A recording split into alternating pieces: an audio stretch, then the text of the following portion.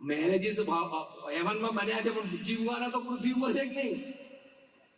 એટલે કોમ્પ્રોમાઇઝ ઉપર ચાલવાનું, જતું કરવાનું, કાયમ આપણે મનનું ધાર્યું થાય નહીં. આ બધી વાતો તમારે દીકરા અને દીકરી બેયને શીખવાડવાની, કે થોડું કોમ્પ્રોમાઇઝ અને લેટ ગો કરવાનું છે. અત્યારની આ જનરેશન છે ને, 2000 સાલ પછી જન્મી છે, અને એની આજુબાજુમાં 1995 થી 2000 છે. અત્યાર જેની ઉંમર 20, 22, 25, 28, 30 છે. એ જનરેશનનો એટીટ્યુડ શું છે? એ જનરેશનનો એટીટ્યુડ છે કે જો હું ખોટો હું તો મને જાહેરમાં લાફો મારી દેજે, પણ જો હું સાચો હું તો હું આટલું એમ કરી બે નખા ડાળી જાય, આટલું સહન નહીં કરું. એ એટીટ્યુડ ખોટો છે. સામે વડીલ હોય તો એકવાર ખોટું ખીજાતા હોય તો પણ આંખ બંધ કરી મૌન રાખીને સાંભળી જ લેવાનું, અને ખીચાઈ લે પછી હાથ જોડીને પગે લાગીને નીકળવાનું. એ મર્યાદા છે, એ સંસ્કાર છે.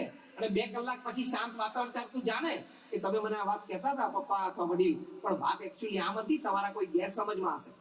તો એમ કે હા ચલો ઓકે, ત્યાં ચેપ્ટર એન્ડ કરી દેવાનું. આ તો ગોળ ફરીને પછી તુકારે બોલાવવા માટે કે આને સમજણ નથી પડતી, 60 વર્ષનો ડો થઈ ગયો પણ મને ગમે તેમ બોલે છે. That's wrong. એ આપણા સંસ્કાર જ નથી. એટલે અમેરિકામાં આવીને 2-4 સ્ટોર ખરીદ્યા, 2-5 મોટલો કરી, એની કઈ બહુ મોટી કિંમત નથી. આ તો લેન્ડ ઓફ ઓપોર્ચ્યુનિટી છે, બધાને મળે છે. અમે એક જણાને મળ્યા હતા, એ મેક્સિકોમાંથી ઇલીગલી અહીંયા આવેલા, ઘૂસેલો 15-25 વર્ષ પહેલા, એની પાસે અત્યારે 20 મોટલો છે. એટલે આ તો લેન્ડ ઓફ ઓપોર્ચ્યુનિટી છે. અહીંયા કઈ ધંધો મોટો કર્યો એની કઈ કોઈ વિશેષતા નથી, બધા આવીને કરી શકે છે. સંસ્કાર જાળવ્યા ને એ અગત્યનું છે. એની માટે પ્રમુખ સ્વામી મહારાજ અને મહંત સ્વામી મહારાજ અક્ષરધામ બનાવ્યા છે. અમને તો પડે એવા અનુભવ થાય છે. એટલાન્ટાનો એક યુવક, એ એના મા બાપનો એકનો એક, હાઈસ્કૂલ પૂરું કરીને કોલેજમાં ગયો એટલે ડ્રગ એડિક્ટ થઈ ગયો. મિત્રો એ સંગ સોબત મળી ગઈ. ત્યાં એટલાન્ટાના અમારા BAPS ના યુવકો, કિશોરો બધા અક્ષરધામમાં, એ લોકોનો સેવાનો વારો હતો. 15 દિવસના અમે વારા ગોઠવેલા, ઝોન વાઇઝ આખા અમેરિકાના. તો એ વારામાં એ પણ ગયો. એના મા બાપ એમ થયું કે આને મોકલીએ. એ ત્યાં ગયો. એ પહેલા એને રિહેબ પ્રોગ્રામ્સ માંથી પાસ કરેલો, રિહેબ સેન્ટરમાં પણ ભરતી કરાવેલો, પણ કઈ નહીં થયેલું.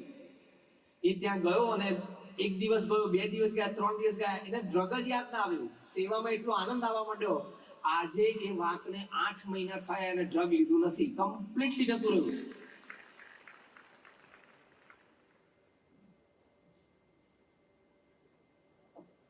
What I mean to say is, selfless service and spirituality has the power to purify you.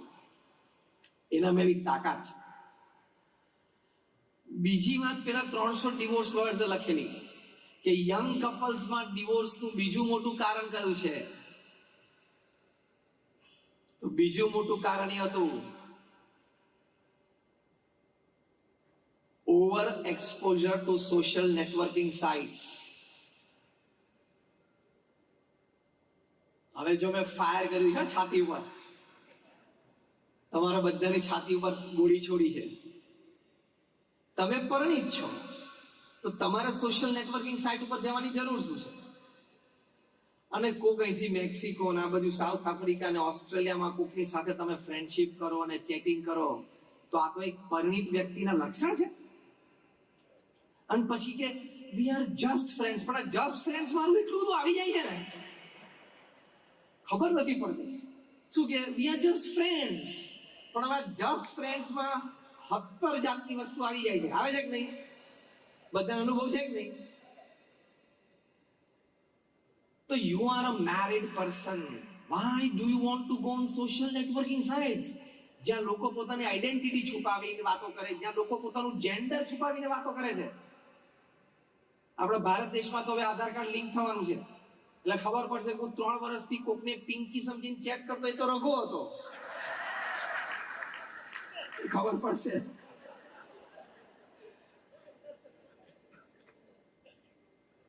થોડી ડિગ્નિટીથી રહેવાનું.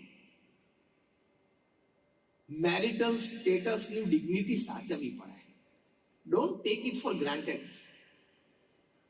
અગ્નિની સાક્ષીએ પ્રમુખ સ્વામી મહારાજ એક વખત સરસ શબ્દ બોલેલા કે અગ્નિની સાક્ષી આપણે ભેગા થયા છીએ, તો હવે અગ્નિની સાક્ષીએ છૂટા પડવાનું.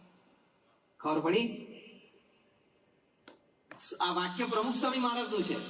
અગ્નિની સાક્ષી આપણે ભેગા થયા. એટલે શું, પતિ પત્ની જયારે લગ્ન થયા ત્યારે આપણે અગ્નિની સાક્ષીએ ભેગા થયા. હવે અગ્નિની સાક્ષીએ જ છૂટા પડવાનું. એટલે શું, એક જ જણા સ્મશાનમાં જાય અને અગ્નિ સંસ્કાર થાય ત્યારે છૂટા પડાય, એ પેલા પડાય જ નહીં. If you decide you can. એટલે એવી આવી ખોટી આદતો છોડી દેવાની.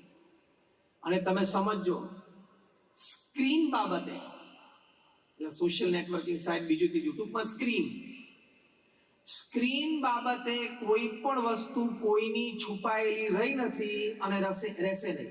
Take this statement from me today. Screen ઉપર જે કંઈ કર્યું હશે ખેલ, એ આજે નહીં તો કાલે, કાલે તો પરમ દિવસે બહાર આવશે. કારણ કે પૃથ્વી ગોળ છે. The world is round, it has no corners, so it does not have the place to keep your wrongs.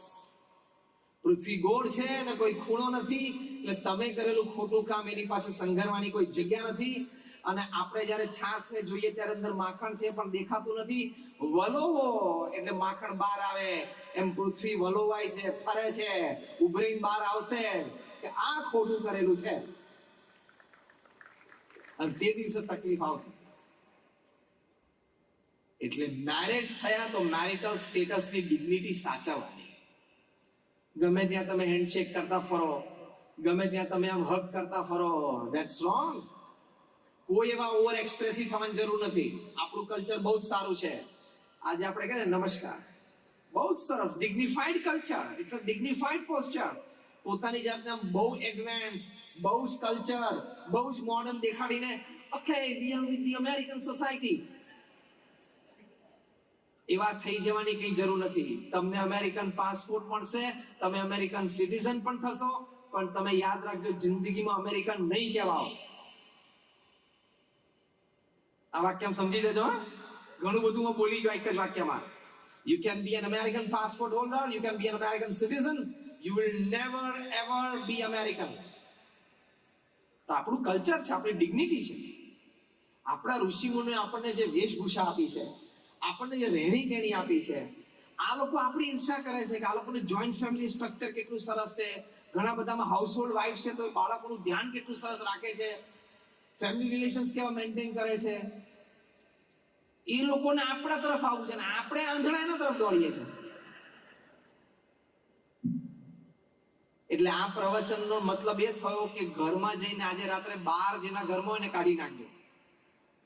ખોટા ફેશનેબલ થવાની કઈ જરૂર નથી. એમાં તું કઈ અમેરિકન નથી થઈ જવાનું, કોઈ તને ગણવાનું નથી. આપણા સંસ્કાર અને આપણી સંસ્કૃતિ, આપણી આઈડેન્ટિટી આપણે સાચવી રાખવાની. મેં કહ્યું એમ, દુનિયામાં કોઈ પણ ખૂણામાં જઈએ એની ના નથી. દુનિયામાં ગમે ત્યાં ફરીએ, આપણે વહીવટ વ્યવહાર ગમે તેવો મોટો કરીએ, જ્યાં પણ તક હોય, વ્યવસ્થા હોય ત્યાં જઈએ એની ના નથી. ગમે તે લોકો સાથે હળીએ મળીએ, કોઈ પણ દેશના નાગરિક સાથે હળીએ મળીએ, ધંધો વેપાર કરી લઈએ, કામ કરી લઈએ, વહીવટ વ્યવહાર કરી લઈએ, કોઈ ના નથી. પણ જે મા બાપ એ મા બાપ હોય છે, ભાઈ બહેન એ ભાઈ બહેન હોય છે, એની જગ્યા કોઈ લઈ નહીં શકે. એમ આપણા ભારતીય અને ગુજરાતી સંસ્કાર એ સંસ્કાર છે, એ સંસ્કારની જગ્યા કોઈ બીજા સંસ્કાર ના જ લઈ શકે. એ ડિગ્નિટી તો રાખવી પડે.